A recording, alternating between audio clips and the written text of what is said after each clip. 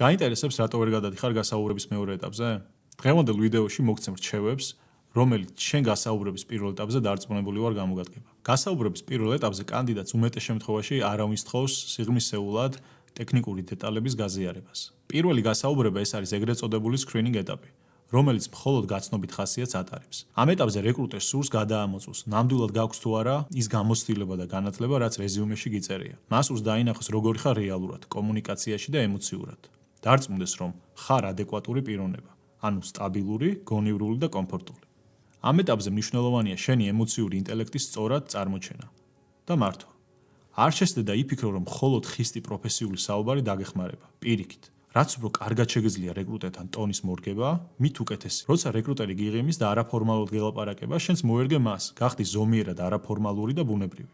ხოლო როცა კი ფორმალურად გესაუბრება, შეეცადე შეინარჩუნო პროფესიული ტონი, მაგრამ არ დაგაუწყდეს, ფორმალურობა არ ნიშნავს ხელოვნურობას. აუცილებელია გქონდეს შენი დაბალანსებული სტილი. ასევე სწორად ჩაცმა და ვიზუალი მნიშვნელოვანია. იმის და მიუხედავად შეხვედრა დისტანციურად იმართება თუ პირისპირ. გასაგებია, ჩაცმულობით არავის გამო აქვს საბოლოო გადაწყვეტილება, მაგრამ გახსოვდეს, სუფთა და მოწესრიგებულ ადამიანთან ურთიერთობა ყველას მოსწონს. და ბოლოს, შეეცადე არ ინერვიულო.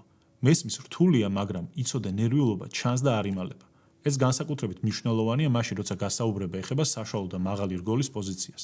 როცა გასაუბრების დროს აშკარად ნერვიულობ, რეკრუტერს უჩნდება ეჭვი, რომ რთულ სიტუაციებს შენ ვერ გაუმკლავდები. დიდი ალბათობით იგი შენ დაგაწნალებს და შეეცდება ინტერვიუს პროცესში ეს არ შეიმჩნიოს. მაგრამ შესაძლოა საბოლოო გადაწყვეტილებაზე ამ ფაქტორმა იმოქმედოს. ალბათ გაგიჩნდა კითხვა, თუ რა უნდა ილაპარაკო.